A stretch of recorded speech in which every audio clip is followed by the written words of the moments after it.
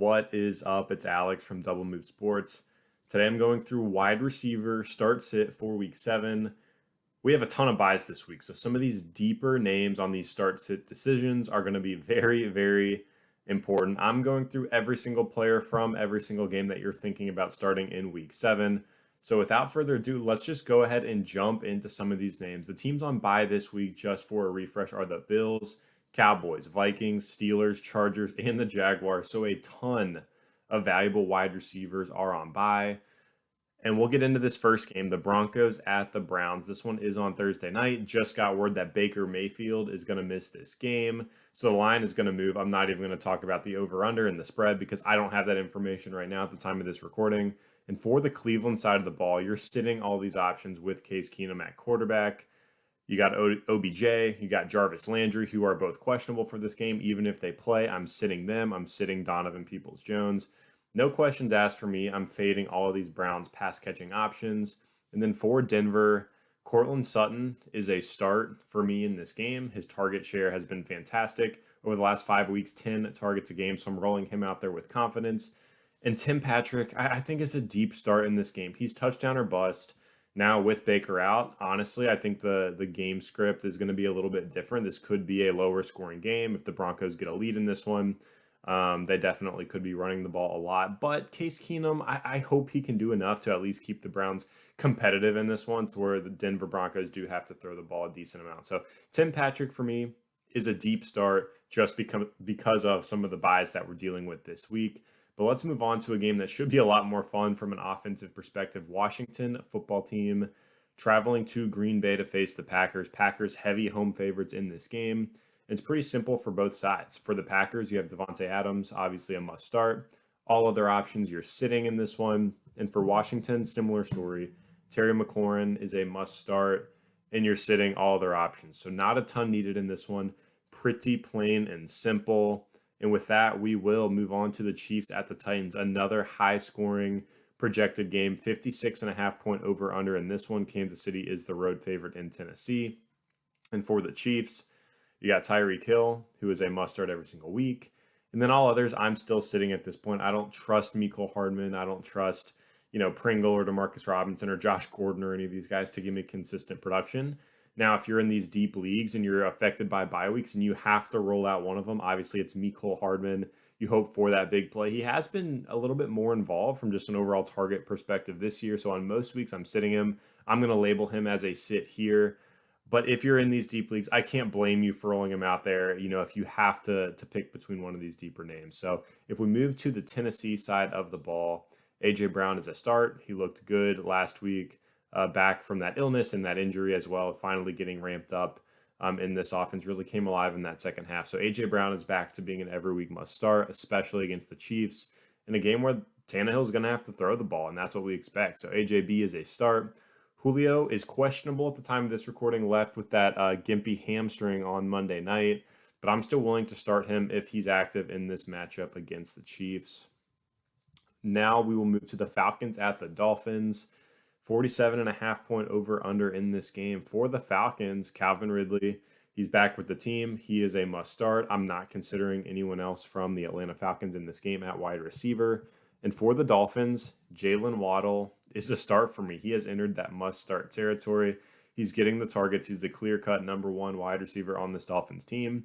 And now with Tua back, he looked explosive in week 6, and it's a good matchup against Atlanta. So Waddle is a start. Devontae Parker is a sit. I know Will Fuller is still out. Devontae Parker questionable at the time of this recording, at the time that I'm doing this video, but he's still a sit for me, even if he plays. You just never know with Devontae Parker. He's pretty dependent on that big play and on that touchdown. So if he plays, could he have a decent game against Atlanta? Yes. If you're in just bye week trouble, could you roll him out there if he's active? Yes. But there always is the risk of re-injury with those hamstrings as well. So with a team like Miami that doesn't like to throw the ball to them, they don't have an explosive offense, I'm sitting Devontae Parker if I can. Now we'll move to the Jets at the Patriots. Patriots heavy home favorites in this game. A really low over-under, 42.5 points in this one. So we'll start it out with the Patriots. At this point, there's only one guy you should be considering starting at wide receiver for the New England Patriots, and it's Jacoby Myers. 8.5 targets a game this season, Still hasn't translated that into a receiving touchdown, but the volume is there. So in these PPR leagues, you can absolutely start Jacoby Myers in your flex, and Nelson Aguilar, Kendrick Bourne, these other options. They're sits for New England. And for the Jets, this is where it gets tough. I don't trust any of their pass catching options. So Corey Davis is actually a sit for me. He is boom or bust, big play or bust. A lot of his big weeks have relied on that touchdown, that deep bomb from Zach Wilson. So if that doesn't happen, he's not giving you the production. So Corey Davis is a sit for me in this game. I think New England will really work hard to take him away. And then Jamison Crowder, he's actually a deep start for me in PPR leagues. If you need a floor play on this apocalypse in week 7, I think you can put Crowder out there and hope he sees 7-8 targets. Hope he can give you 5 or 6 receptions for 50 or 60 yards. So Crowder is actually a deep start in week 7. Next, we have the Panthers at the Giants. Another low over-under, 43 points in this game. And it's getting clear-cut for the Panthers. You can start DJ Moore. He's been fantastic. Everyone else is a sit. Terrace Marshall is a sit. Robbie Anderson is a sit. And I'm keeping it that way until they prove me otherwise. And then for the Giants, we're dealing with all of these injuries. Kadarius Toney looks like he's going to miss this game. So he's a sit. If he's active somehow, I'm still sitting him at this point. I just don't trust that his ankle is going to hold up in this game. Kenny Golladay is a sit even if he's active against a tough Panthers defense. And Sterling Shepard is a start. Shepard is the one I want to start for the New York Giants in week 7. Last week, coming back from that injury, 10 receptions for 76 yards. He's been an absolute PPR monster this year. So Shepard, you can roll out there with some level of confidence in week 7. Next, we have the Bengals at the Ravens. Ravens, home favorites in this game, 47.5 point over-under. We'll start with Baltimore. Hollywood Brown, I'm still willing to start at this point. He had a down week in week 6, but I think Hollywood can bounce back, gives you that big play potential as well. Rashad Bateman is still a sit for me, but he is interesting. Got the 6 targets in his first game as a rookie, and I want him on my bench. He's someone I'm stashing everywhere I can, but he is still a sit in week 7 until I see a little bit more production from him.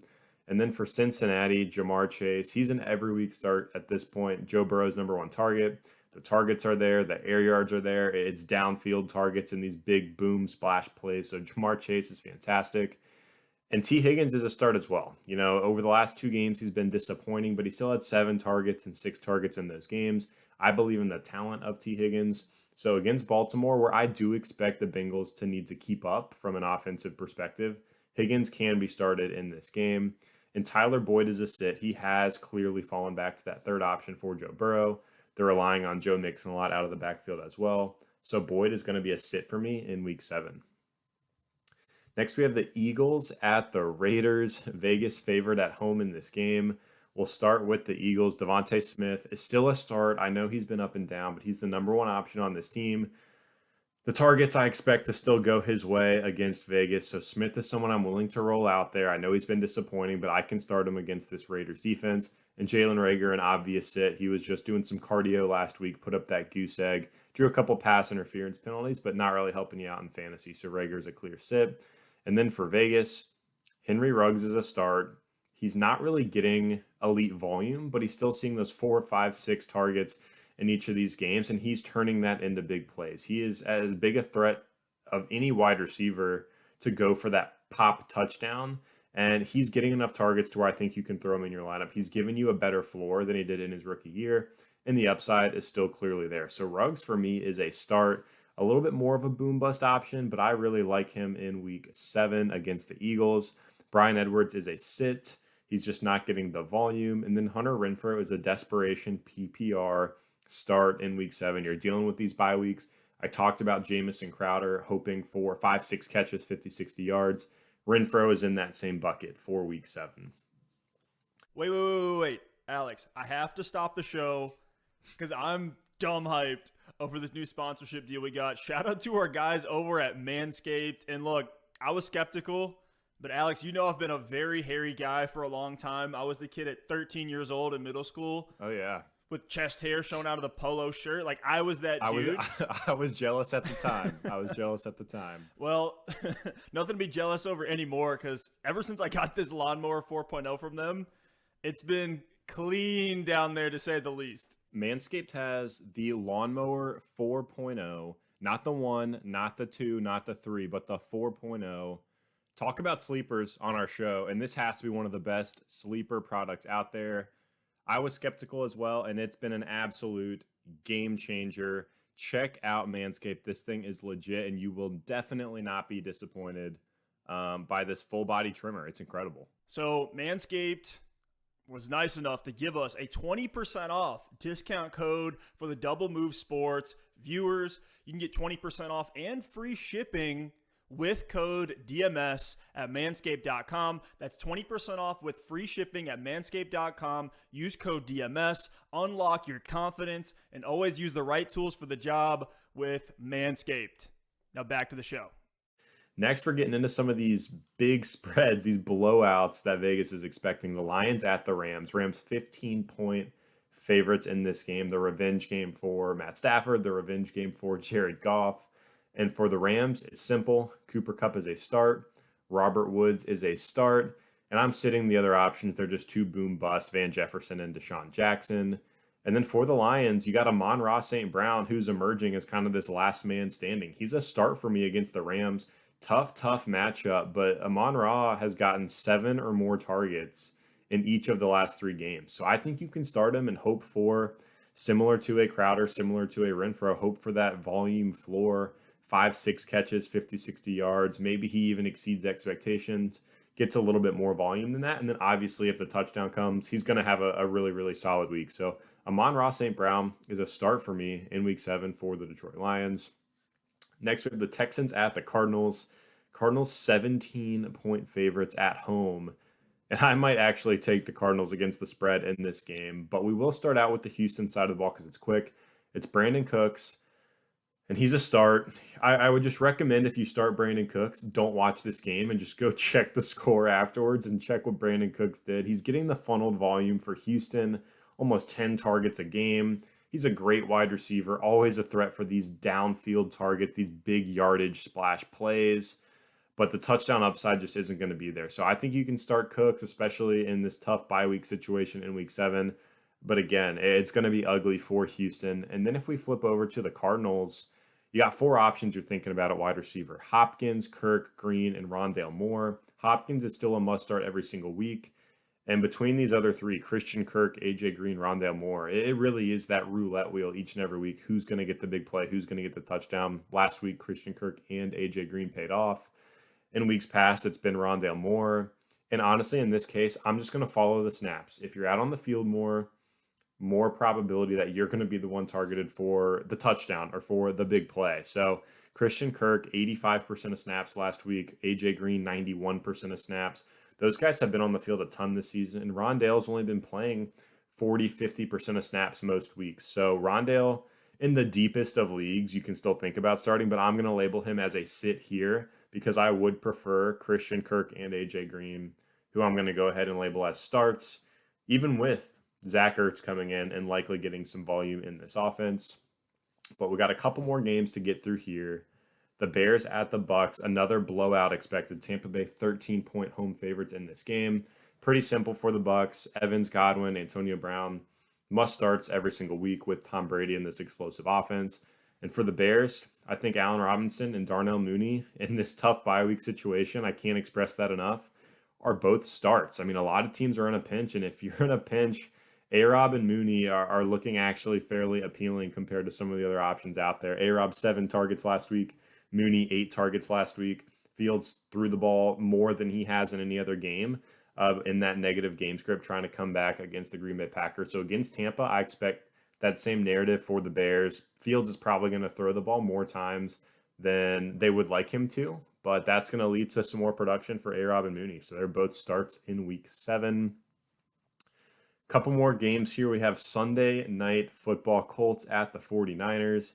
44-point over-under in this game. So not really a shootout projected in prime time for the Colts. Michael Pittman is still a start for me. Tough game last week, but they were up on Houston. Didn't really need to push the ball down the field through the passing game. Paris Campbell was the one with the deep touchdown, and he's now out.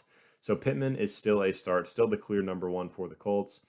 Pascal is a sit. Hilton is questionable with an injury, so you're not considering starting him. So Pittman's the only guy on the Colts side of the ball. And for the 49ers, pretty clear cut. Deebo Samuel is a must start, has absolutely emerged as an elite wide receiver so far this season. You continue to ride that hot hand. And Brandon Ayuk, still a sit until I see more from him on the field consistently. I think he's worth having on your bench with Jimmy G expected to start in this game. But I don't want to roll Ayuk out in my starting lineup right now. So he is a sit. One more game, the Saints at the Seahawks. Monday Night Football, 43.5 point over-under. Geno Smith set for another start for Seattle. And for those Seahawks, DK Metcalf is still a start for me. Disappointing week last week, but he didn't absolutely crush you. I think he can continue to at least give you enough to where he's worth starting with the upside that he presents just as an athlete and as a player. Tyler Lockett, labeled him as a sit last week against the Steelers, labeling him as a sit again here in week 7 against the Saints. Pretty tough matchup. The Saints have a pretty strong defense, and I just don't trust Geno Smith to put up the volume to support DK and Lockett. So Lockett is really dependent on a big play in this game. So I'm actually going to sit him if I can at all possible, even in this week 7 where a ton of options are on bye. And then for the Saints, Marquez Callaway, he's a start. Michael Thomas is still out. Callaway's the clear number 1 option. So if I have to roll the dice here, I'm willing to roll out Callaway. Another big play potential guy, and he's someone I don't mind having in my flex if I have to in week 7.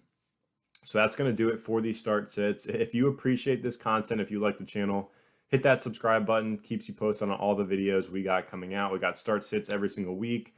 We have podcasts as well where Stef and I just talk about some of these players and what you should be doing, who you should be buying, who you should be selling. And as always, have to plug the Discord in the link below. If you have more specific start sit questions, trade questions, anything like that, just check out that link. Absolutely free to join. Stef and I are in there along with our Double Move Sports community, just giving feedback on some of these roster moves as we push towards those championships in 2021. But again, this is Alex from Double Move Sports, and we'll see you next time.